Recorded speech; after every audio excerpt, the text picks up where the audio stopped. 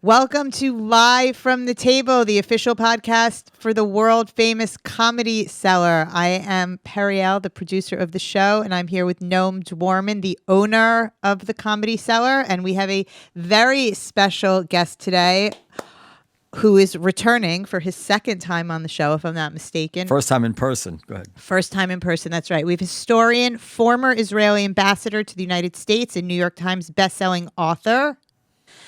And he also served as a member of the Knesset and as the deputy minister in the prime minister's office. Welcome to the show, Mr. Michael Oren. Thank you, Periel. Thank you, Noam. Good to be here again and in person. Very happy to have you here. Let me put the mic a little bit closer to you here. Gotcha. I just want to say, Periel, that was a very good introduction. Much better than your previous ones. Thank It you. didn't have that public access TV quality that you usually have. Definitely an NPR voice, isn't there? Yes. The New York Times voice. Definitely. If you live from overseas, you hear it very, very clearly. And an NPR attitude. Right. All right. So, Ambassador Oren, thank you very, very much. Let's get right to it. Tell us about. But I've been surprised. I've been speaking to Israelis. I say, "What do you think about the hostage deal?" And most people I've spoken to have been ambivalent about it. Things I guess they wouldn't say publicly because it feels so heartless in a way. But I was expecting euphoria, but I haven't heard that. So Anybody who's not ambivalent is not being honest. Mm-hmm. You have to be ambivalent. The ambivalence is hardwired into the war from day one. So from day one, Israel established twin goals. You're going to destroy Hamas on one hand, and on the other hand, you're going to get the hostages back. The problem is that both those goals are mutually exclusive. Right. They're irreconcilable. And they became increasingly irreconcilable as the war progressed because the assumption was that the Israel Defense Forces could ratchet up pressure on Hamas and Hamas would relinquish hostages. But it turns out when you ratchet up pressure on Hamas, they don't give up the hostages, they shoot the hostages. So how do you do that? How then do you get rid of Hamas and secure freedom for the hostages? In fact, you can't do it. And I always go back to a conversation I had with my own kids on and around October 8th, 2023, where my daughter says, and she was a combat veteran, she was in the Golani Brigade, "Dad, Abba, I don't care who wins the war. As far as we're concerned, we lost the war on October 7th. We have one goal and one goal only, and that is to get the hostages back. Because if we don't get the hostages back, I will not be able to send my kids to the army. The covenant will be broken with the state of Israel." Her brother, another combat veteran who was actually wounded fighting Hamas, says, yeah, but if we don't destroy Hamas, you're not going to have an army to send your kids to. And they're both right. They're both. That argument is going on literally inside us. So can I unpack this a little bit more? Please. Okay, so the hostage deal. The hostage deal says, okay, we're going to get 33 hostages back over a period of time. And we, at the end of the day, don't know who is going to walk out of an ambulance and who's going to be taken out in a box. We do not know. And we're particularly concerned about the two children, Kfir and Ariel Bibas, who have now been a year and a half in captivity. They're now roughly 4 and 2 years old. And we don't know. And in return for those 33 hostages achieving freedom in one state or another, we have to do the following. The IDF has to withdraw from certain parts of Gaza, but that is far from the most punishing, most painful concession. Israel has to agree to a 42-day ceasefire, and during that ceasefire, we will release something in the order of 1,300 prisoners from our jail, Palestinian prisoners, some of whom have killed Israelis. I know two family friends whose loved ones were killed by these terrorists, and they are getting out of jail. And they are devastated. What does this do to our national morale? What does it do to our judicial system? What does it do to the soldiers who risked their lives and in some cases gave their lives to arrest these terrorists? What does it mean? It's a huge incentive to further terrorism, huge incentive to further hostage taking. What message does it send to the region about our inability to actually defeat Hamas, 30,000 terrorists? What does it mean for the situation in Judea and Samaria, the West Bank, which is already now going up in flames? The minute you have the ceasefire, boom, huge rise in terror. And what does it mean ultimately for our ability to make peace? Because the Abraham Accord countries in the Middle East, the Arab countries that have made peace with us not because they love us. They do not get up in the morning and sing Hatikva. They make peace with us because we stand up to their twin existential threats, which is Sunni extremism and Shiite extremism. we don't win against these guys, Hamas, Hezbollah, we simply won't get peace. You got to give war a chance here. Sorry, John Lennon, but you got to give war a chance in order to make the peace. So there's a tremendous price for this, and everybody knows. Everybody knows. Even the people who are most in favor of this deal know that as a result of this deal, Israelis will die. We know from the Gilad Shalit deal back in 2011, we let out 1,027 terrorists to get one soldier back. Among those terrorists were people who went on to kill Israelis on October 7th, and Yahya Sinwar, the head of Hamas, the mastermind of October 7th. Somewhere in this 1,300 terrorists are people who not just kill Israelis, but could be actually the commander of people who kill terrorists. So everyone knows that. I don't want to interrupt Trent, but just because just to get this little detail, if not for October 7th, did any of those people, any of those Palestinians released for Gilad Shalit, did any of them go on to kill Israelis prior? Yes. People involved in October 7th had been released under the Gilad Shalit deal, certainly. No, I'm saying prior to October 7th, were there already some deaths or terrorism from these people released? Listen, Yahya Sinwar had killed people. P.S. Yahya Sinwar was in Israeli prison not because he killed Israelis, but because he killed Palestinians. Yeah. And he went on to certainly kill Israelis. He, by the way, wound up to kidnap one of the relatives of the doctor who performed surgery on him, on his brain, to save his life. It's all insane. Listen, we saved Ismail Haniya's daughter. Certainly, Sinwar gets out in 2011. 2014, we have a Gaza war. 2021, we have a Gaza war. Israelis were killed. Palestinians were killed. So there's nobody who can look you in the eye. I don't really think they even have to look you in the eye and say that the Israelis aren't going to die because of the deal. The best you can say is this, and I just heard it now from members of my own staff, and they cross the political spectrum right and left. They say, listen, if we don't get the hostages back, again, like my daughter said, something fundamental would be broken in the DNA of the state. And the notion that Israeli society has to remain resilient is actually a strategic concern, not just a moral concern. And we have to be prepared for the next round, should the next round come, and our experience has shown that there's usually a next round. And to do that, we have to get the hostages back. And so literally 10 minutes ago, talking to my office, said, let's get out of Gaza right now. Let's give our army a rest. Let's build up our munitions reserve and go back in the minute we have to, because eventually we're going to have to. And next time there'll be no hostages, and next time we'll finish the job. So you would have voted for the hostage deal or not? I personally would have voted for the hostage deal. You would have. You almost cannot. Channeling your daughter. And I've also been working with, not just that, I've been working with the hostage families. You cannot look these people in the eye and say, we're going to abandon them. And it's been excruciating up to this point. Everything about this war is excruciating, certainly on the Gaza front. I also spent a lot of time in the north. And early on the war, where people weren't really focused on the north, where you had about 100,000 Israelis who were displaced under constant bombardment. Hezbollah fired 10,000 rockets and drones at northern Israel before Israel responded on the ground, nothing.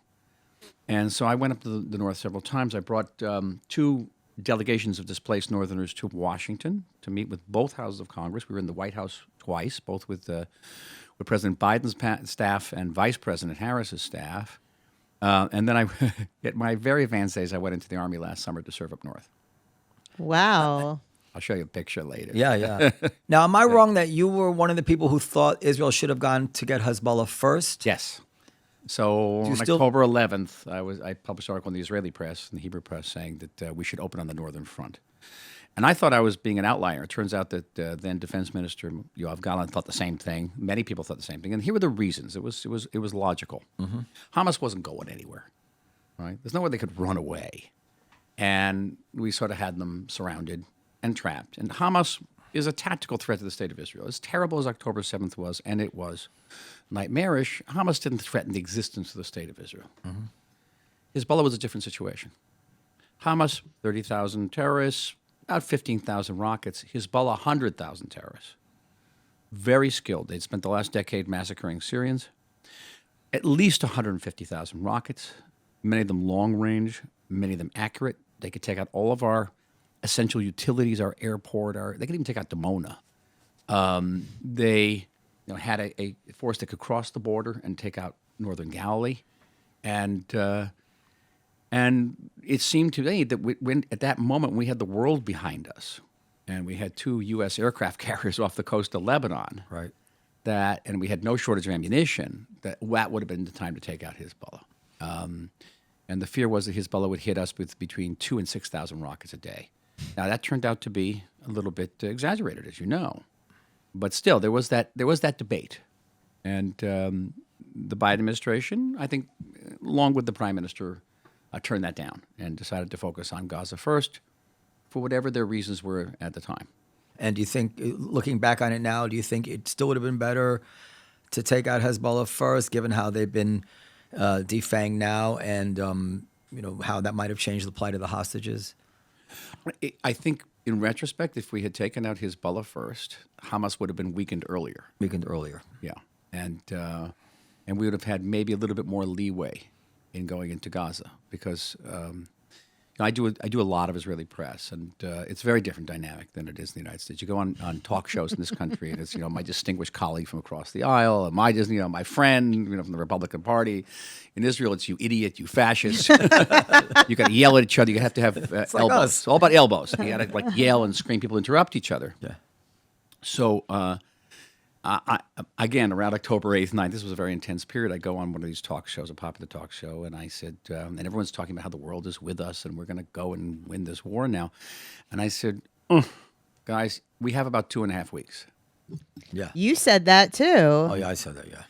2.5 weeks. My quote was, we're about to see, I compared it to, I said, we're about to see a worldwide, how did I put it? It's like you're going to see daily George Floyd's being killed on television and a worldwide defund the police reaction. That's what I predicted. I quote you on that? Yes. That's a great line. Yeah. But damn, why I had said that. No one would have understood it in Israel, but it's a great line. I said, they're going to switch. They're going to switch from focusing on Israeli suffering to focusing on Palestinian suffering, particularly after we go on the ground. And it's about 2.5 weeks for American television, about a week for the BBC. And everyone started yelling at me. And saying, you're crazy, no, how could you say that? The world loves us, they're on our side. It was almost exactly 2.5 weeks. If you remember the Al-Ahli Hospital incident, which was really the watershed when things began to say, even though we didn't Which do didn't it. even happen. Right, it didn't even happen. And Doesn't matter, right? Right, and it really almost overnight. And to me, there was a question of time and space. So another position I took that also got me yelled and called fascist and idiot on Israeli television is I thought that Israel, from the get-go, should flood the Gaza Strip with humanitarian aid and medical aid. Oh, you were definitely right about that. Well, to this day, still, people will yell at me.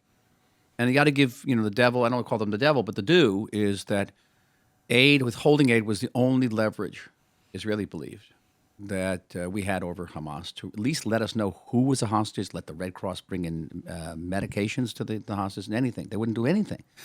And why should we aid an enemy population? Was the United States aiding the Japanese in World War II or the Germans? And we also knew that 60-70% of that aid was going to right into the pockets of Hamas. And all that was true.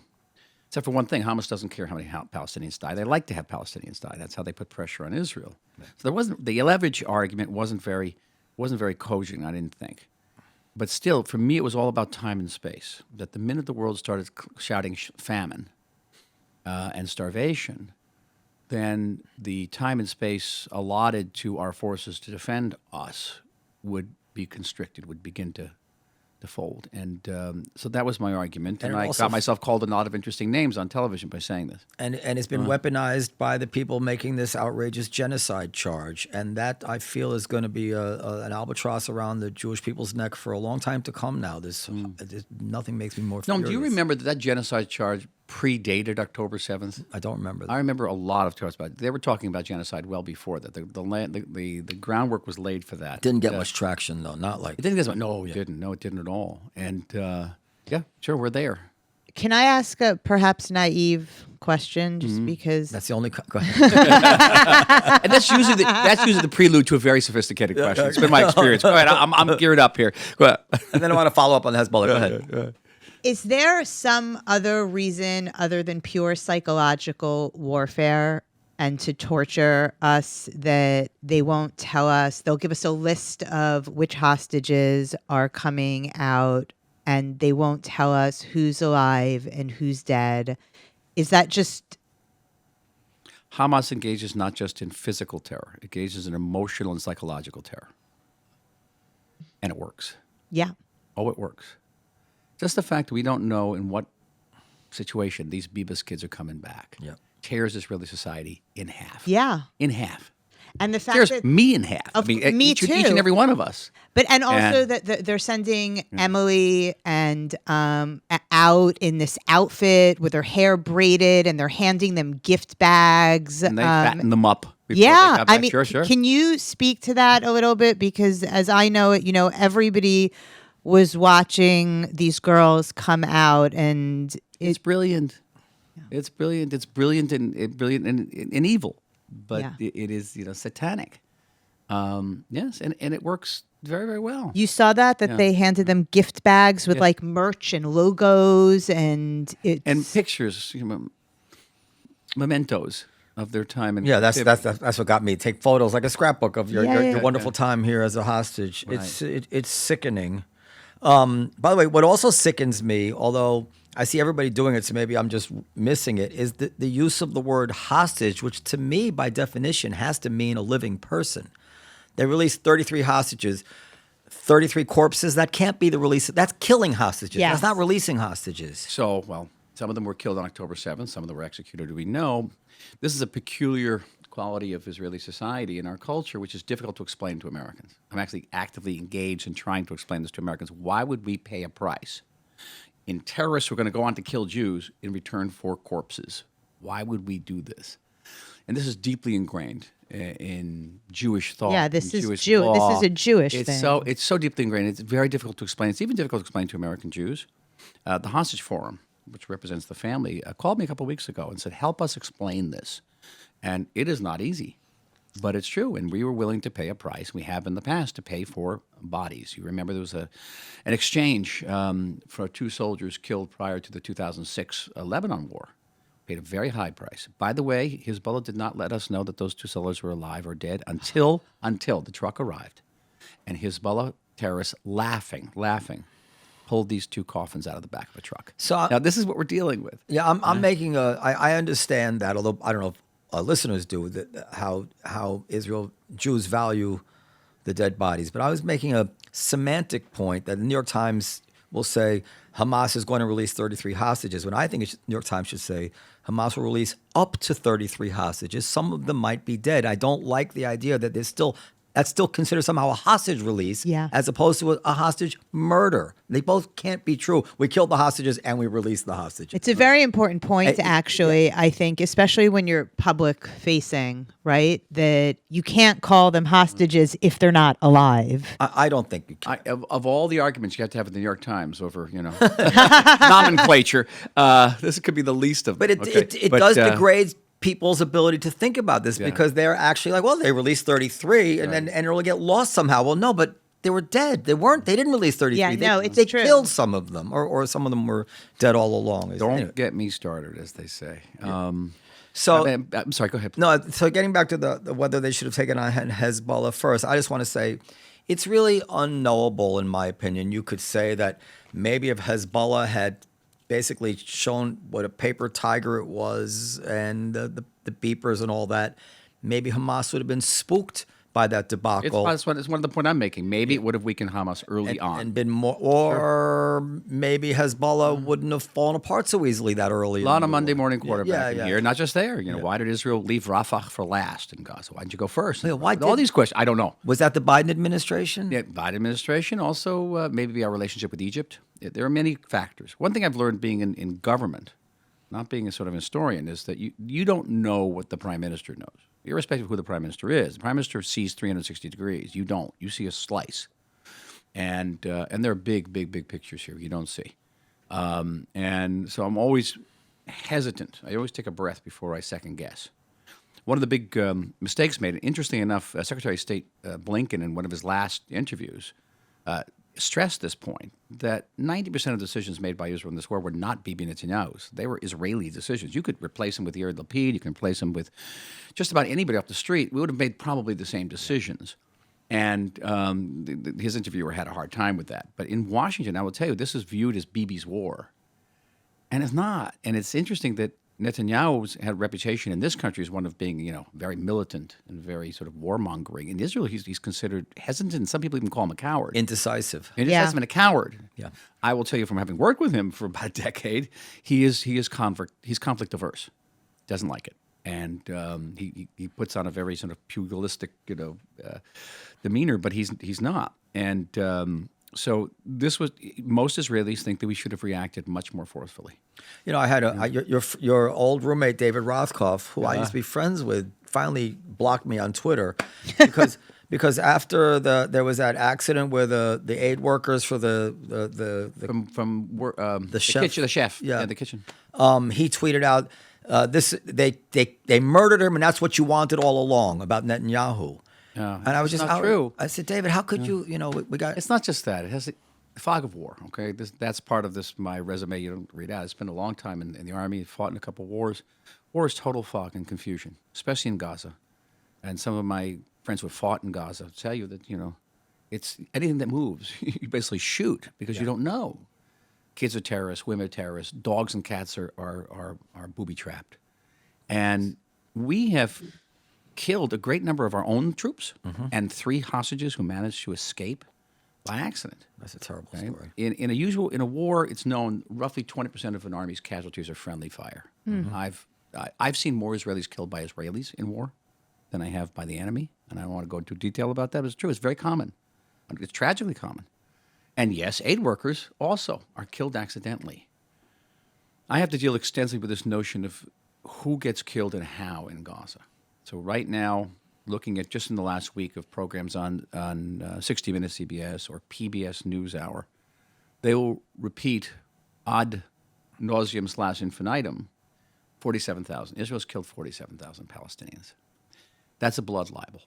It's an absolute lie. I can't emphasize this enough. It is a lie, and it is one of the little lies that open the door to the big lies. Why it's a lie? Let's unpack it. First of all, the source. They'll say it's the Gazan health authorities. Nobody knows who they are. It's Hamas. We know who. Of course, but no one can actually say, "Oh, it's X." No, they're the It's one who totally told us ridiculous. that 471 precisely people were killed at the hospital. That never happened. That's who Nobody they are. knows. Right. Okay? Nobody knows. Yeah. No, nobody in PBS, no one in 60 Minutes can tell you who they are. Okay. They are clearly Hamas. But even given those statistics, and there's a wonderful professor at the University of Pennsylvania, Adi Weiner, who will show you statistically how Hamas's statistics are statistically impossible. Oh, he wrote an article that got a lot. Yeah, I saw It's that. Yeah, great, very good. great. Yeah. There's other research show you that if you look at this, if you look at Hamas statistics, there are no men in Gaza. It just doesn't work out. Okay, statistically. But leave it aside. Let's say there 47,000 people have been killed in Gaza, Palestinian people, and I'll tell you, any Palestinian casualty is one Palestinian casualty too many. I'll say that right off the bat. Okay, but we have killed 20,000 terrorists, and we have pretty good accurate information about that because usually you have to take pictures of the terrorists to make sure that they're not hostages. 20,000. In addition, out of a population of 2.5 million, over the course of a year and a half, roughly 6,000 people die of natural causes.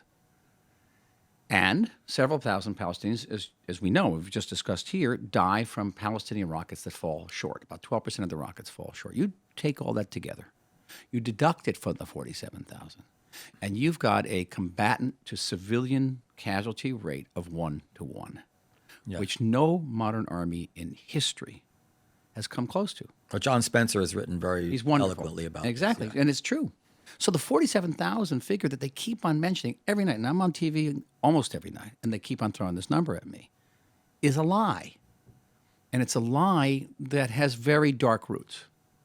Because along with the 47,000, they'll almost always say most of them are women and children.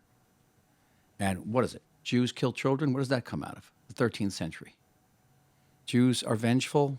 Comes out of the 12th century. You know, we are the religion of vengeance as opposed to the God of love. And they have very dark roots.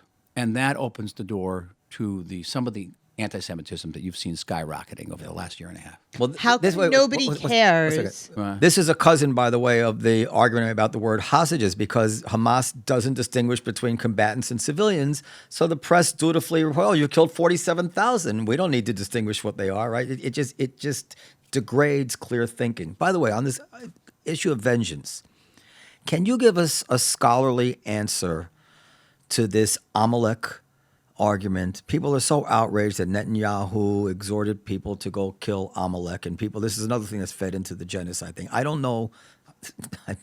I'm ashamed of it, but I don't know my Judaism well enough to understand the reference or to understand what it means. But you do. Amalek in the Bible, in the Torah, is the people, the tribe that tries to kill the children of Israel after they've escaped from Egypt. Mm-hmm.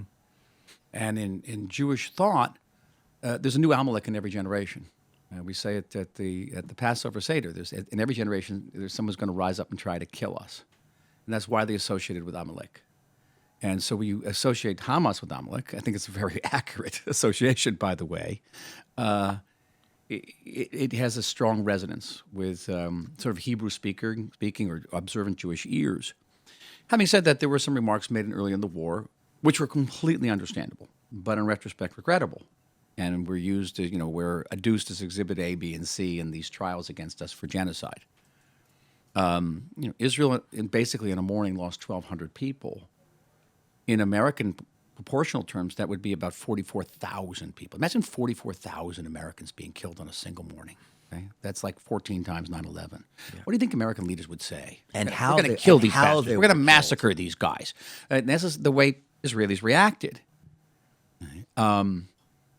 It was really, I forget who it was, maybe Gallant called them animals. I, at the time, thought it was insulting to animals. I did. Animals wouldn't do it. But he was referring to Hamas, right? Yes. Because people tried to say he was referring to Palestinian children, Yeah, or it was adduced as evidence in the trials against us that the Israeli government was genocidal in its intent. And that's taking away the simple human reaction, not the Israeli reaction, the human reaction to the fact that we had experienced horrors of horrors.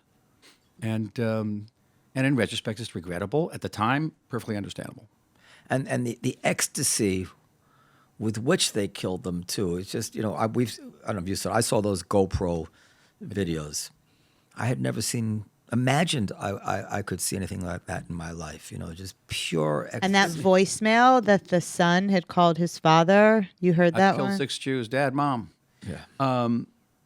I'll explain it from my perspective from two points. One is that it's understandable given the fact that Palestinian children in Gaza, before they can walk, are taught that the most praiseworthy thing they can do is take off a Jew's head or eviscerate them or burn them.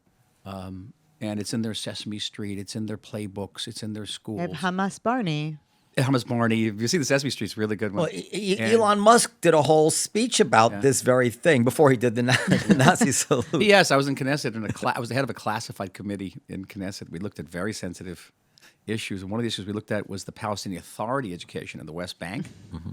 They don't teach their kids how to kill, that they should kill a Jew. They teach you how to kill a Jew, like where to stick the knife. And this is the PA. Okay. Wow. And I used to come out of there sick, and I've seen a lot, in wars, I came out of there sick to my stomach. Okay, so that's one perspective. It's the education. What do you expect? These kids have been raised to do precisely what they did on October 7th. And the other factor, and I got myself a little bit of trouble in an earlier podcast, so I'm already in trouble, so I can say this again. I said that what happened on October 7th to us was shocking but not surprising. Because this is precisely what they do to one another. You look at Syria today. Look at the pictures that are coming out of Syria. It looks exactly like Gaza. You think Assad didn't do this to his own people? I was in Lebanon for a very long time as a soldier. I saw what the Lebanese did to one another. It was exactly what Hamas did to us on October 7th. Mass rape, mass beheading, burning the bodies. I saw it up close, but not of Arabs doing this to Jews, but what they were doing to one another. So it's sort of a medieval Middle Eastern way of waging war. And, if you look at the chronicles of, the Mongol invasions, this is what they look like. Except we're not in the 13th century, we're in the 21st. My nephew was in Lebanon, and his job was to basically rescue the Lebanese that had been tortured by Hezbollah and bring them back into Israeli hospitals. My question is how come the world at large, are they not interested in these facts Like the things that you're saying and these truths that have nothing to do with whether you support one side or another, like these are material facts. How come nobody is interested in any of that? Racism. Right. Anti-Semitism. Not just. I think it's as bad as anti-Semitism. It's actually anti-Arab racism is worse. It's not the racism of low expectations. It's the racism of zero expectations. All right. And, okay, this is what Arabs do. What do you want? We can't expect them to act like us because they're somehow lesser human beings. They're going to say. That's what the racists are going to say. And so, even during the Obama administration, with all their caring about human rights, didn't care that Assad massacred 500,000 of his own people. All right. Where was that? And you can't even call it out. You can't even call out the racism because you get called the racist. That's been my experience. So it's actually much worse. And yet, just because I don't want to be misconstrued, you to be misconstrued, and definitely not me. I've known Arabic people who spoke more openly in anti-Hamas ways than the typical American liberal has. Talk to an Iranian Muslim, American, what they think about the regime in Tehran. They'll be more emphatic than we are. Yeah, sure. Yeah, of course. But right now, Thomas Friedman called in his column today for creating a Palestinian state in the West Bank and in Gaza, and we're going to bring in Salam Fayyad as the prime minister. I know Salam. He's a great guy. I used to get him annoyed by calling him a Palestinian Zionist. Why? Because he understands that states have to be built from the bottom up and not from the top down. You have to build transparent and stable institutions. And because he thought of that, because he's incorruptible, they got rid of him. He's a great guy. It'd be great if he was the prime minister of a future whatever, okay, whatever you want to call it, autonomy state. But does Tom Friedman ask the question whether Salam Fayyad is elected or is he imposed by the United States? That, to me, is a very subtle racism of low expectations. Because what we're saying is, okay, we're going to have a Palestinian state, but we really can't expect these people to be democratic. God forbid, because they're not up to it. And it's very subtle. And, I'm sure, Tom Friedman, my buddy, would deny it to the high heaven. But it's right there. He's not saying, let's educate this society about democracy and have them elect their own leader. Let's impose one who works for us. Do you think it's possible to educate the society and have them become democratic? Not overnight. Not overnight. This was the great error made by the neoconservatives and who backed the Iraq War. Yeah. I got a lot of credit in Washington before I became ambassador because I opposed the Iraq War. Oh, I didn't know that. So I was called into it was a testimony I gave. It was an interesting episode before the Foreign Relations Committee on the eve of the invasion with my former professor, Bernard Lewis, the late, great Bernard Lewis, who was in favor of the Iraq War. So here I had to debate my professor, to whom I still owed work, and say... A revered figure. Oh, my God, and just a towering intellect, really. He does say that, you want to take out Saddam Hussein, blow up his palace, do it, but don't get involved in state making in the Middle East. I said, the British had tried, they left. The French had tried, they gave up. You're going to try it. You're going to give up. You leave, and you're going to create a situation where the Iranian border is going to move 800 miles to the west. You said that at the time. I said that, yeah. Not many people did. Not many people did. Unfortunately, there's only one thing worse than being a false prophet, let me tell you. Being right. Being right. And it did. It worked that.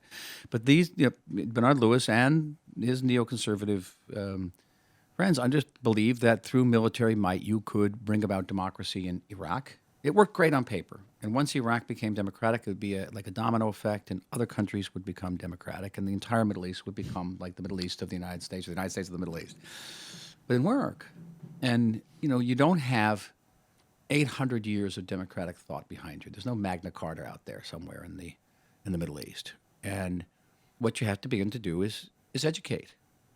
So I launched a program in 2004 to translate classic works of democratic thought, particularly American democratic thought, into Arabic and disseminate it. Thomas Paine, the Federalist Papers. And I worked with a young woman who was in charge of a... They're boring enough in English. I'm kidding. Thomas Paine, great stuff, right? No, I'm not talking about the Federalist Papers. No, common sense. Common sense. Common sense. Great Yeah. lines, right? I worked with a young woman who was in charge of a State Department operation called MEPI, Middle East Peace Initiative. And that young woman's name was Liz Cheney. And she was a pioneer in trying to introduce democratic ideas to the Middle East. But it didn't hold. A lot of these books just sat in some consulate basement. Beautiful books, though. So does that mean that if you had your druthers, Israel would reoccupy Gaza? Because you're not going to be able to get them to educate and have an impact on the culture if you can't control the schools and all of that. It's so true. But you understand this is a generational change. It's not going to happen overnight. You have to, what we lack in our diplomacy is patience. But it'll never happen. Everyone wants peace now, but peace can't be now. Peace could take 20, 30 years to really sink in. And would you reoccupy Gaza if you could make the decision? Oh, I wouldn't. You wouldn't. Depends how you define reoccupy. All right. Ideally, Gaza should be reconstructed, rebuilt from scratch by an international force with a large inter-Arab component, some type of Palestinian administration. I care much less than the government does, whether it's the PA or somebody else, but certainly Palestinians running the place on the daily basis. It's problematic because Hamas is going to knock them off. They're going to knock them off in 48 hours. We've tried a couple of times to put in Palestinian administrators. They get assassinated. There's going to be an insurgency. And then there's going to be Arabs killing Arabs, and is the Arab worse. It'll be Arabs. It'll be Palestinians killing Belgians. And our experience in the Middle East is that peacekeeping forces only work when there's no peace to keep. They leave. They run away. What I was saying, if you have a Saudi presence or let's say Saudi presence, and then all of a sudden the Saudis are seen killing Palestinians on behalf of Israel. They're going to go. They're going to leave. Honestly, so what my point is when you said, would they reoccupy, Israel's going to have to retain security control for a long time. Mm-hmm. But the re-education of Palestinian youth for peace, something that can't happen under UNRWA, because UNRWA doesn't educate for peace. It educates for continued conflict. Has to be undertaken, not by us. That can be undertaken by international organizations, by NGOs. But it has to be done. That is the sine qua non of any type of future peace arrangement, laying the groundwork. But it takes patience and it takes resources and forethought, and that has been woefully lacking in our approach to peace. Certainly with the Palestinians. So we have to do that. Now, we talked earlier, we were off microphone, about Steve Witkoff's idea of taking 2 million Palestinians out of Gaza and relocating them to Indonesia for 10 years. Why they rebuild this area? He says this is prime real estate. It's along the beach. It's great. It's great climate. This could be the Riviera, right? And it could be. Singapore on the Mediterranean. Singapore on the Mediterranean, or Boca Raton, on the Mediterranean. Boca. It's a great idea. I don't know. The Palestinians weren't thrilled about it, and I heard that the Indonesians weren't thrilled about it. But someone's at least thinking out of the box. There's a line that we say in the after meal prayers, the Birkat Hamazon. You end up with this line that says, "I was once a young man, now I'm an old man, but I've never seen a righteous man abandoned." Na hayiti gam zikanti. And so I want to say, now hayiti gam zikanti. I was a young man, now I'm an older man. I've been involved in the peace process for well over 30 years. I was an advisor to Yitzhak Rabin. I was an advisor even to the Trump peace plan. And so I have a certain perspective. And now the big question is, do we go back to trying to work out a two-state formula? And I've seen them all. Interesting enough, the only peace plan I saw that actually bore a passing resemblance to realities in the area is the Trump peace plan. And God knows, even Thomas Friedman says that's the best peace plan we've seen. It is. It was a great peace plan. Pre-October 7th. Things have changed. But the issue of a two-state solution, and it was hammered again and again by the Biden people, is going to come up. And you've got to ask that question, and I think we touched on it earlier. Okay, what does this state look like? Who runs it? How is this leadership to be chosen? Does it have the ability to have an army? Does it have the ability to make a pact with Iran? How do you keep Hamas out? How do you keep Iran out? How do you stop? Yeah. We're 84%, according to one poll, 84% of the Palestinians in the West Bank, they hate the Palestinian Authority. They want Hamas. What do you do? And my big beef, and we could probably dedicate an entire episode just to this, to the two-state solution, is that as long as you're hitting your head against this formula, which really stands almost no chance of success, are you closing the door off to other venues that could lead to success? If you're looking for a boost in the bedroom, Hims is here to help with personalized ED treatments. From chewable hard mints to Viagra and Cialis, get what you need to get it on. Everything is done online, so there are no awkward doctor's appointments and no long lines. To get started, just answer some questions on their website, and a medical provider will determine the right treatment option for you. If you're prescribed, your medication ships directly to you for free. Start your free online visit today at hims.com/seller. That's HIMS.com/seller for your personalized ED treatment options. HIMS.com/seller. The products mentioned are chewable compound products which are not approved or verified for safety or effectiveness by the FDA. Prescriptions require an online consultation with a healthcare provider who will determine if appropriate. Restrictions apply. See website for details and important safety information. Subscription required. Price varies based on product and subscription plan. For example, federative solutions. The District of Nablus and the District of Hebron and the District of Jerusalem being federated, or a Swiss model of cantonment. And why I'm bringing this up is because of Steve Witkoff's notion of moving this population out and rebuilding Gaza. I don't know. I don't know if it stands any chance, but it's thinking out of the box. It's thinking unconventionally. But they have to, I made an observation recently when I saw, they were obviously the Saudis were very close to a deal with Israel prior to October 7th. Mm-hmm. And yet, despite all the carnage we've seen, all the poor dead Palestinians, the Saudis are very clearly still sniffing around for that deal, trying to figure out how they can make some excuse to be able to still do it. This is how a party behaves when they really want a deal, as opposed to the Palestinians who were supposedly very close, in 2000, right? And then Sharon takes a walk. That's it. We're out of here, and start the intifada. I mean, that's how a party behaves when they're looking to get out of a deal. Look how they reacted to the ceasefire. Yeah. Look at how they swarmed around these poor three women as they were getting released, and how they pounded the doors of the cars, and how they cursed them and fired fire. They shot in the air with their guns. These are prospective peace partners. So who says they want a two-state solution? Who says they want a deal? I haven't seen any evidence. No, zero. I've been in negotiations. I participated in the last round of negotiations with the Palestinians. And I will tell you that, we talk about borders, we talk about territories, we talk about settlements, even we talk about Jerusalem. It's all, window dressing. The issues here are so fundamental. I'll just tell you a quick story. You remember Sai Barakat, who passed away during Corona, said something during one of these talks that has stuck with me. And I suddenly realized that all those years in university were wasted, that I learned more from this one remark than I learned in many courses, with all due respect to Bernard Lewis.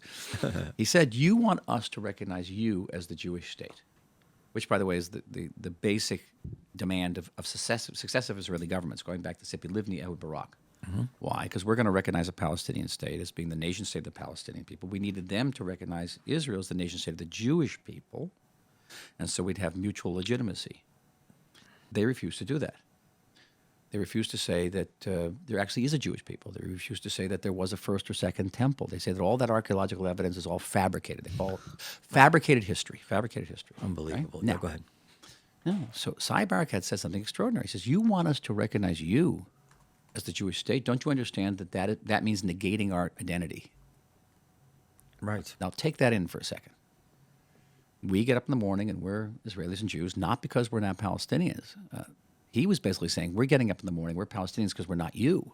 And if we accept you, we cease being Palestinians. What a moment that was. Like light bulb, whatever coins, falling.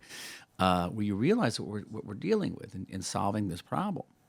And find any Palestinian leader, and I mean the most moderate Palestinian, that says there is such a thing as a Jewish people, that the Jews are indigenous to this land, that the things you dig out of the background with Hebrew on them are not fabricated. That the two-state solution, get this, is actually the last solution. You can't say final solution, and not an interim solution. Right. Because they will never say it's an end of claims, end of conflict. Never. Is that true? I won't find one.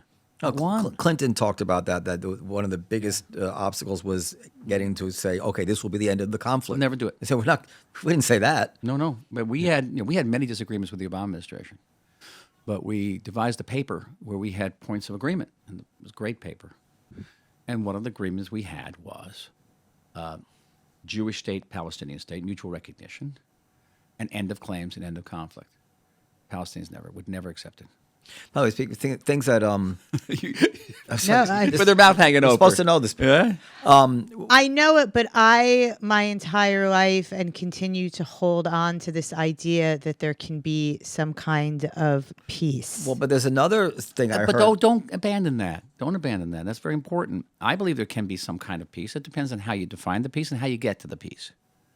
Okay? And where there won't be peace, if you keep seeking formulas that have been proven again and again to be unattainable, and think, as Steve Witkoff, maybe not in the same way, but think out of the box.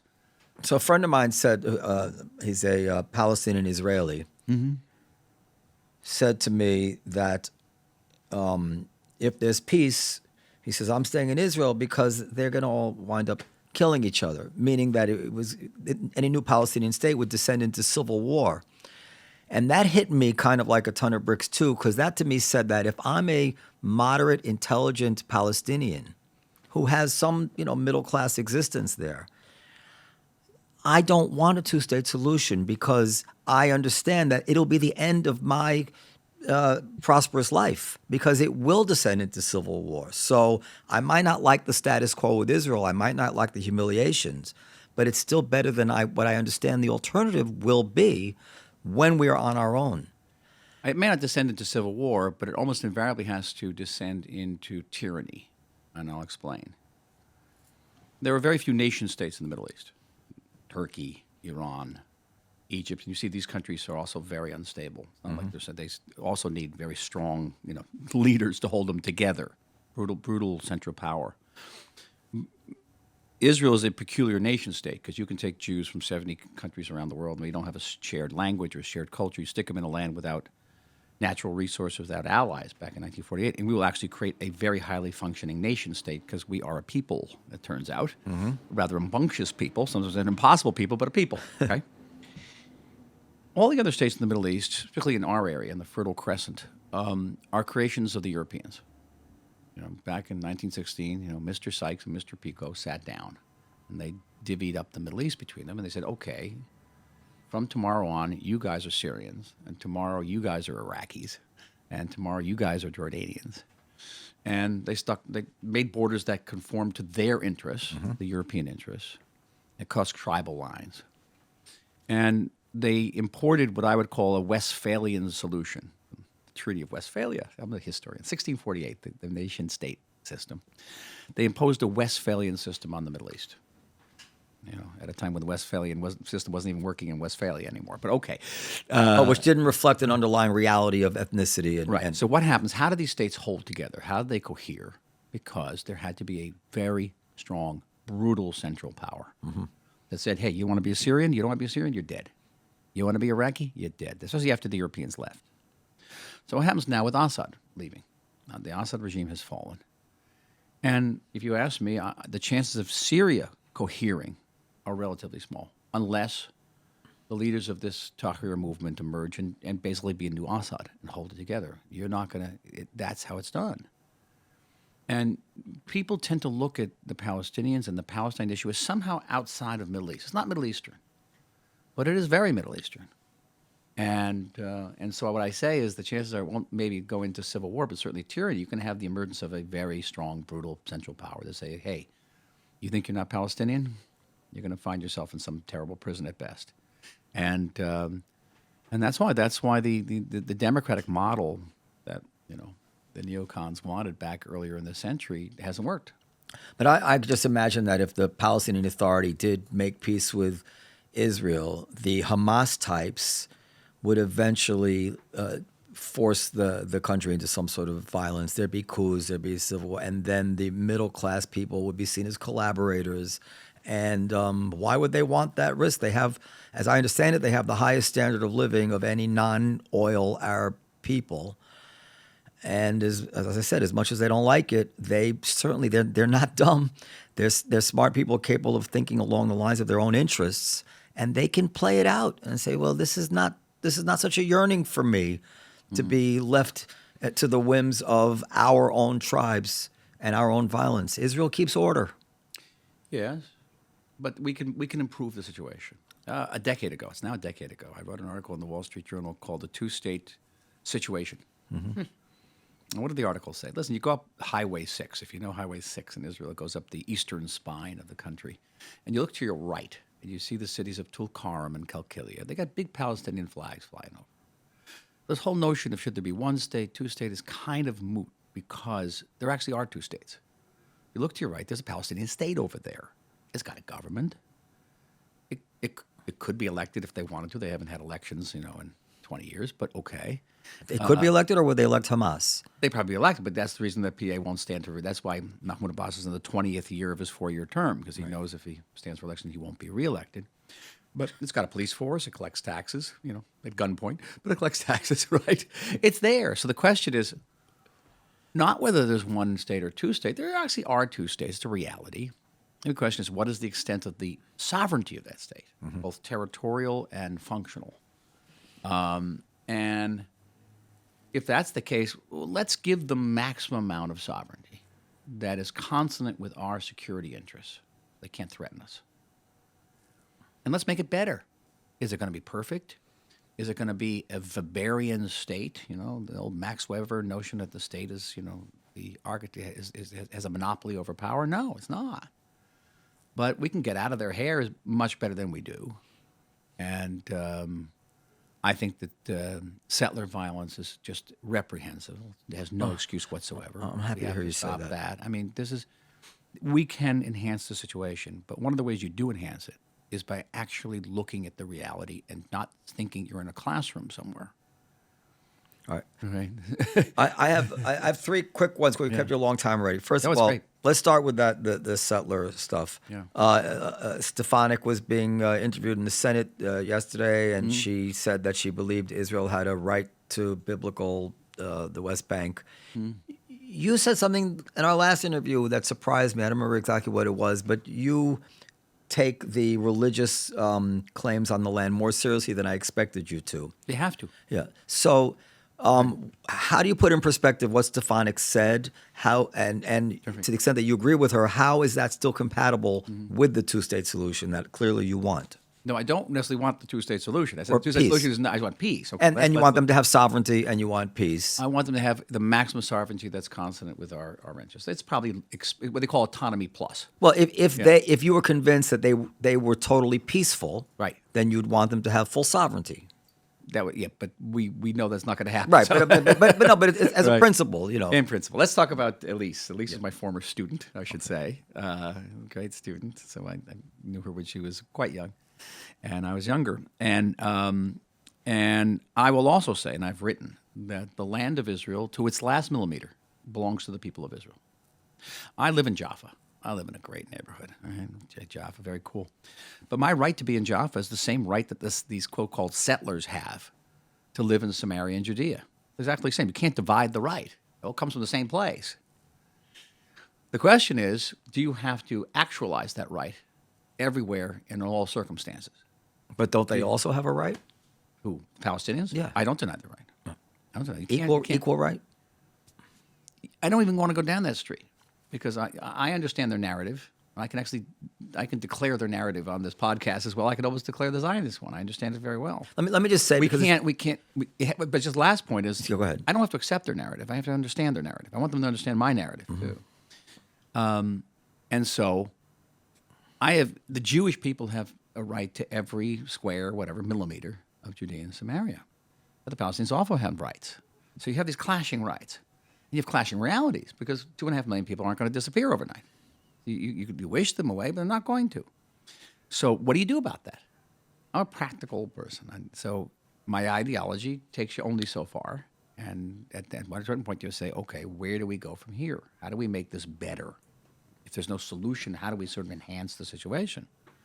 So when Elise Stefanik says what she says, or Mike Huckabee, who I saw this week, I was at the inauguration, says something even more. So he says there's no such thing as Palestinians, right? Never mind, no such thing as the West Bank. There's no such thing as Palestinians.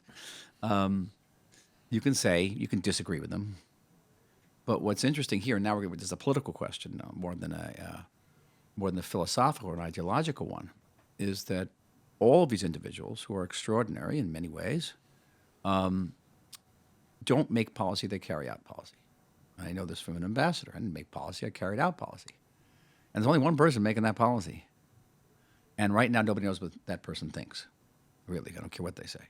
And we have some indications, but I think that President Trump is a transactional individual. He wants deals.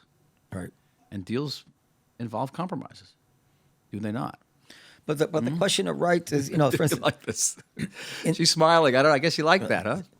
In the law, it's complicated. So if I have a diamond, and you steal my diamond, and you sell it to him, I don't necessarily have the right to recover the diamond from you. You're an innocent party there. So like I'm the Jews, you're the Romans, whoever it is that kicked me out of Israel. Now you're the Palestinians, you moved in. Right. And if you put in a legal framework, your rights would be equal to mine, if not even supersede my rights. What would change that is the religious argument, and hard to pin people down on how much of their thinking is just a logical, legal thing. We were there first, so therefore this is ours. Well, that doesn't really work when you've been gone. Who's they? Ours meaning Palestinians or ours meaning Jews?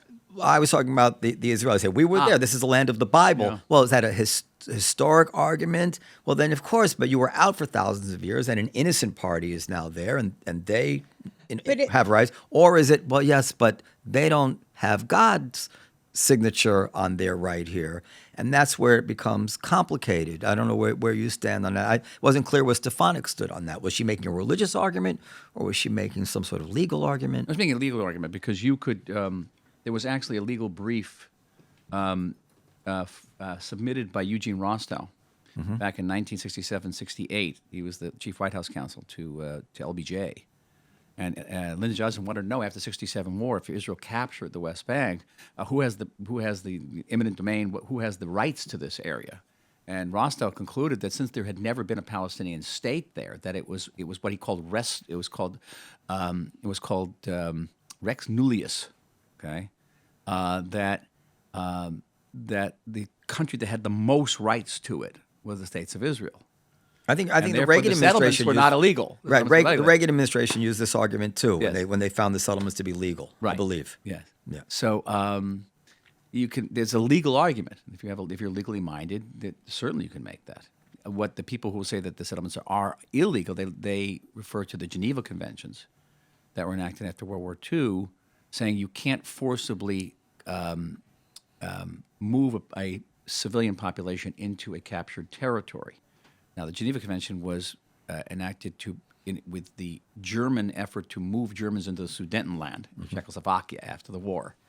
But now it's being used against us, just as the genocide conventions are being used against us, and they were formulated as a reaction to the Holocaust. But that fails a certain common sense test, because it just common sense says, well, if you invade another country and you get beaten back, you don't have the right to declare a do-over. You have to take some sort of if they take some of your land, that's the way it goes. Otherwise, you're saying, well, give it all back to us, and next year we can do it again, and you can play this out over and over. That is basically the Palestinian argument. Yes. And until very recently, it was the argument of even countries that have signed peace with us, which is in 1947, the UN partitioned Palestine into a Jewish state and an Arab state. Not a Palestinian state, but an Arab state, because in 1947, if you were a Palestinian, you were a Jew.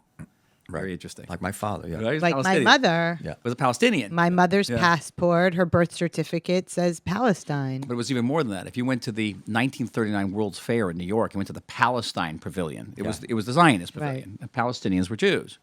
And only in 1948 did the Palestinian Arabs become Palestinians and the Jews became Israelis.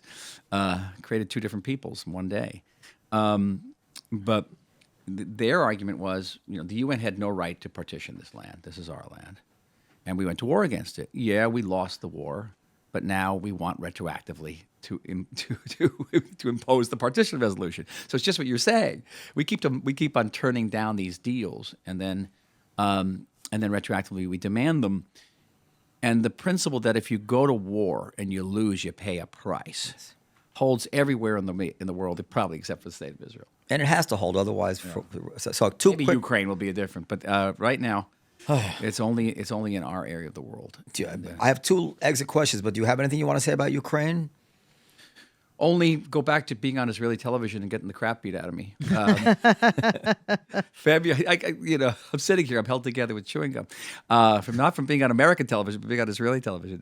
February was it 2022 when the Russians invaded. I'm on one of these panel discussions, and everyone's in support of Israel's declaring neutrality. If you remember our then prime minister, he was coy for a while. Declared neutrality. Actually went off to talk to Putin, and I thought this was a really bad idea.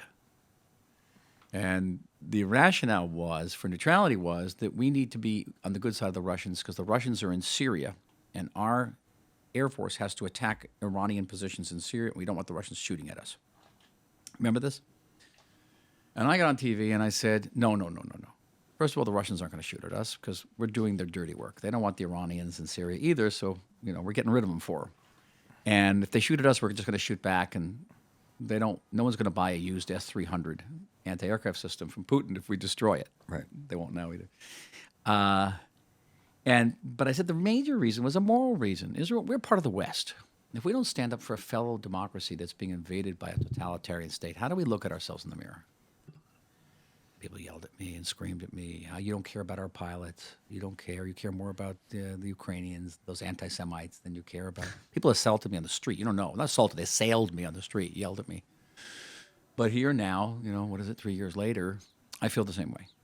Even though, there's been great disappointments on the battlefield for the Ukrainians, at the end of the day, that's where our interests lie.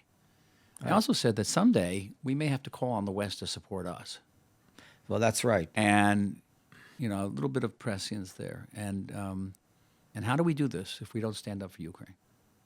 And America, from the American point of view, we can't keep letting our allies down. We can't keep selling out. It matters. I totally agree with you. But don't go on Israeli television; they'll beat you up. Getting back to real quick, the Haas. I meant to ask you this before. Right. I read some quote of Ben Gurion's not that long ago, the father of the Israeli state, where he said, "You do not negotiate with terrorists." He was very adamant about it. Do you think he would be in favor of the hostage deal? Probably not, but we've been negotiating with terrorists for 45 years now.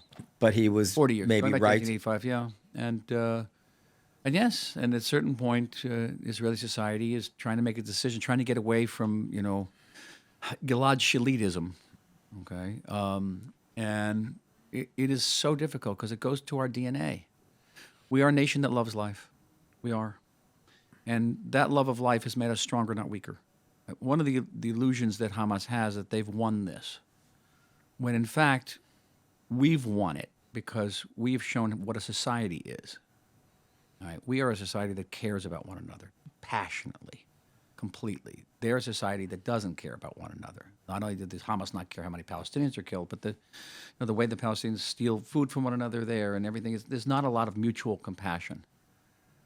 The Talmudic notion of Kol Yisrael Aravim Zeh, we are responsible for one another, is hardwired into our DNA. And that's what makes us strong. That's the reason, looking at the long game, not the strong game. Yeah, they're parading in Gaza now and celebrating and shooting in the air. Great. But we've been around for 4,000 years because of this, because of the hostage deal. As horrible as it is, that's why we're here. And why we'll continue to be here. And it helps being an historian with a historical view and seeing what this country's gone through since 1948, war after war, and not just cohering, but making this high-functioning nation state.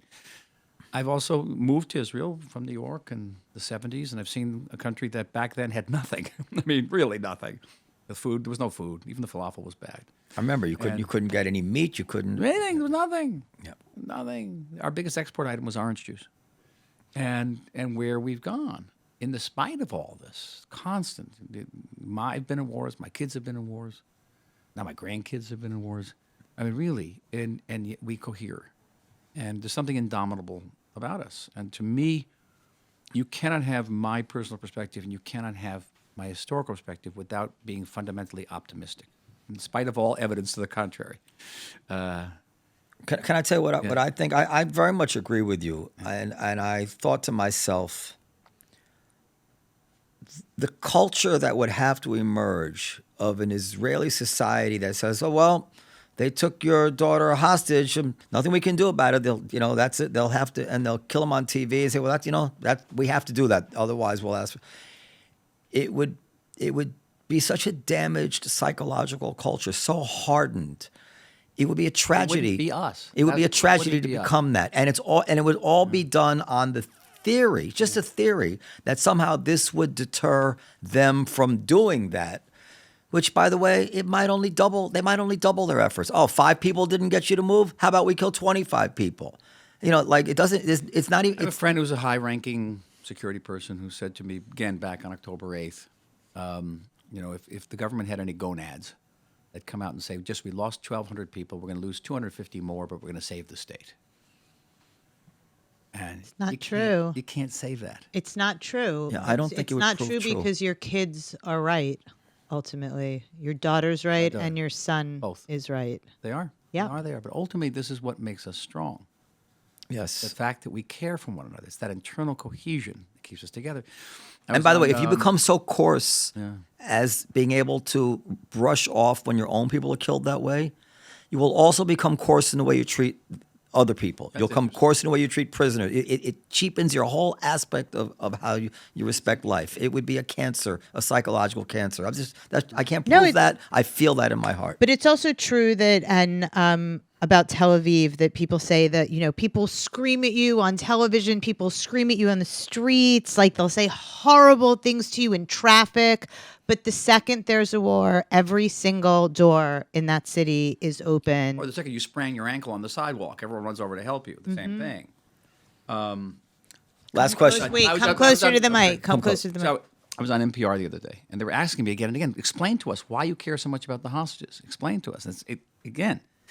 And I said, because this is a peculiar, deeply embedded notion that comes from the Torah, the notion of redeeming captives. And it's, again, not just in the Torah, but throughout the Talmud. And I said on December 8th, 1941, a day after Japan attacked the United States and took thousands of American prisoners and proceeded to torture them and march them to death and behead them, President Roosevelt didn't come out and say, listen, we're not going to go to war. We're going to negotiate to get our hostages back. This is to show you how alien this notion. You're laughing, right? Yeah. It wouldn't have occurred to Americans to do that. But had that been an Israeli state, and those prisoners had been taken and were being executed and held that way, the Israeli reaction is different. It distinguishes us. Yeah. And yes, it is a vulnerability.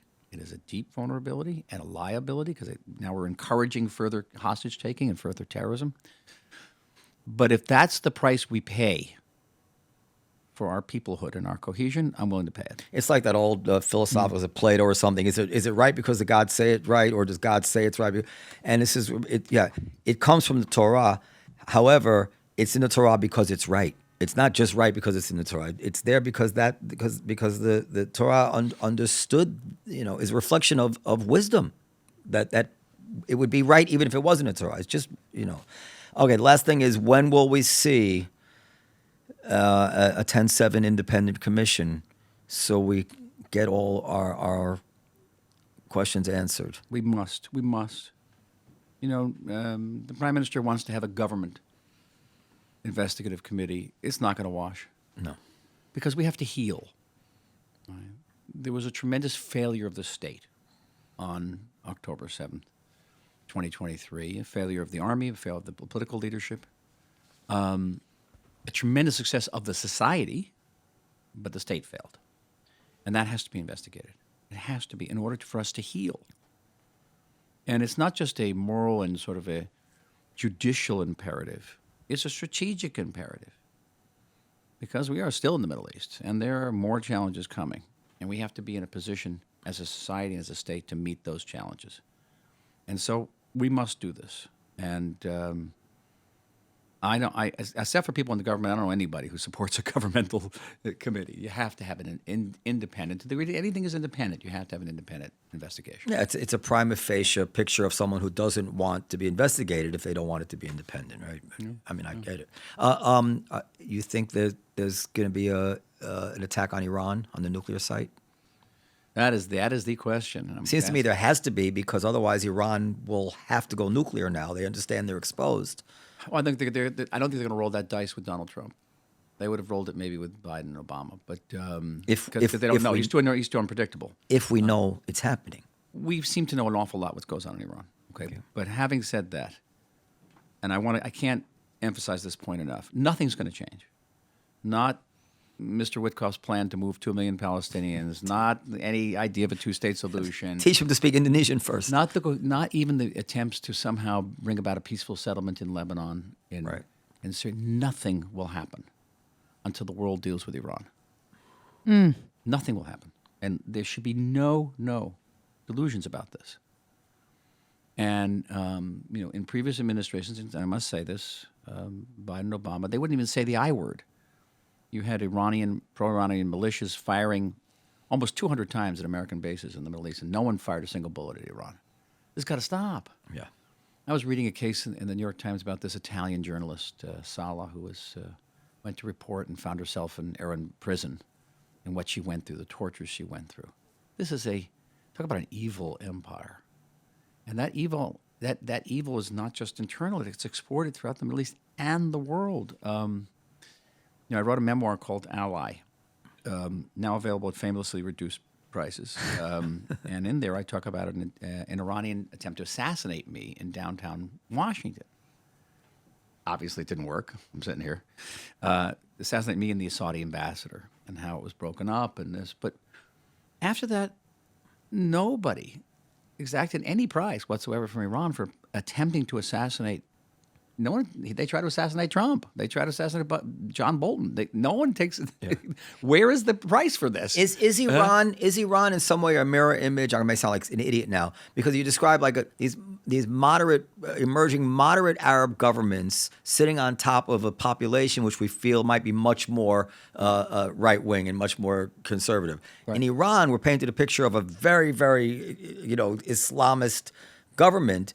And we're told that the population might be quite moderate and even cosmopolitan. Depends where and what, yes. Iran is a very diverse society, and the part of that society is very conservative. It's a corrupt, vicious leadership. And that leadership is responsible for, what did I say, 98% of the violence in the Middle East. I mean, how long responsible for Hamas, responsible for Hezbollah, responsible for the Houthis. Nobody's even mentioned the Houthis. What's going on in Yemen is insane. So all of this, nothing's going to happen unless someone steps in. So my hope, and this is speculation, I'm not now behind the closed doors, that perhaps an incentive for the Israeli government to agree to this hostage deal, which was a hard deal, especially in terms of their constituents, the people who vote for the Likud, very unpopular, is some type of understanding about Israel's latitude in dealing kinetically with Iran. So what we've proven in this war, there was a long-time assumption that Israel doesn't have the capacity, doesn't have the ability to take on the Iranian nuclear program. And it's true, we don't have strategic bombers. We got these little things called F-15s and F-35s, right? Limited range, limited payloads. But we proved two things in this war. One is that Hassan Nasrallah can hide under 60 feet of concrete, and we're going to get him by consecutive sorties dropping 2,000-pound bombs. You must know this, that they used the laws of physics to amplify the explosion by overlapping shock waves. And so it exceeded the tonnage of the bombs. Yeah, amazing. These nuclear facilities are under concrete. Okay, enough said, right? Secondly, our planes flew 2,000 kilometers to Yemen. They flew almost an equal distance to Iran. Took out all of Iran's air defenses. Didn't lose a single airplane in all of this, okay? Not a single one. So we have capabilities. Maybe not. We don't have B-52s. Be nice if the B-52s cooperated, but it certainly should be on the table. Yeah. Okay. All right, Ambassador Oren, I feel we probably kept you longer than we were supposed to. I didn't look. I told you this the last time. You had been a hero of mine for many, many years, going back to when my father first gave me your book about the 6-Day War, which I think I told you he was so excited about it. He described it as cinematic. You see, from the Egyptian point of view, from the Israeli point of view, I read it, I bought copies of it. I never thought I'd be able to meet you. I'm very happy to know you now, and I hope that I'll be able to speak to you many times in the future. Ambassador Oren, I heard you have a new book coming out. I would call it an old new book. An old new book. Old new book. Why? Because it was written several years ago, like 3 years ago. It grew out of a conversation I had in the middle of the night. In some of these like filibuster sessions in the Knesset, I had a conversation with the Prime Minister. We were sitting around lamenting the fact that we Israelis are so bogged down in our daily crises that we never think about the future. We didn't know what a crisis was back then. Okay, now. And we started discussing, okay, what kind of country would we like to see on our 100th birthday, which is 2048? And a country that would assure another century, a second century of prosperity, security for the Jewish state. And Netanyahu said, well, let's do a project. Okay, let's do a project. So I started looking into this, and then, of course, the government fell. And then a good friend of mine by the name of Natan Sharansky and I decided to have a series of discussions about 2048 with some very interesting people. Some of you know, Yossi Klein-Levy, great discussions. But then Corona hit. And I retreated to my office, and I decided to write this book. And what is it? It's basically a manifesto. It is a book that comes out in Hebrew, Arabic, and English, all in one volume. The English is about 80 pages, divided into 22 chapters, each one about a different aspect of Israeli society. So it's the education system, the social system, Israeli Arabs, the peace process, which is the longest chapter, U.S.-Israel relations, diaspora-Israel relations, all there. And it's a vision. It's a vision of what I think Israel should look like on 2048. Now, it is designed to stimulate discussion, to get people thinking about our future. Now, before Israel was created in 1948, for basically the 100 years before that, Jews argued with one another about what the state would look like. Would it be a democratic state, an autocratic state, secular, religious, pro-Western, pro-Eastern? And that's what made Israel so dynamic. Right. I want to reclaim the ability to argue about our future. And that's what this book is about. Now, before the war, I'm going to tell you honestly, it didn't attract a lot of attention. Now it has. Because people understand that we cannot be indifferent to our future the way we were and just kick that can down the road. We have to really start thinking seriously about our future. And I'll tell you honestly, in the aftermath of October 7th, I wouldn't change a single word in this book. I'd add a paragraph or two, but it's right there, including the section on Israel's defense and the problems with Israel's defense theory. And being very passive, by the way, and too dependent on technology. And it's 80 pages, and I highly recommend it. It is, again, available at famously reduced prices. Well, I'm taking a trip. I'm taking a flight to Poland tomorrow. You can read it all. The 80th anniversary of the liberation of Auschwitz. Wow. So I'm going to read it on the way. That's right, is the 80th anniversary of the liberation of Auschwitz. Yeah, this week. That's extraordinary. 2048 by Michael Oren. 2048. It's called The Rejuvenated State. In English, a bit of a pun, right? And in Hebrew? It's called Hamedina Hayichudit, as opposed to Hamedina Hayehudit, the special state. Yeah. Okay, Hayichudit. And yes, I'll never miss an opportunity to make a good pun, right? I'm saying this in comedy style. But by the way, that's supposed to be a sign of high IQ. Is actually I thought it was the being lowest enamored humor. with puns and wordplay. All right, thank you, sir. Okay, thank you, everybody.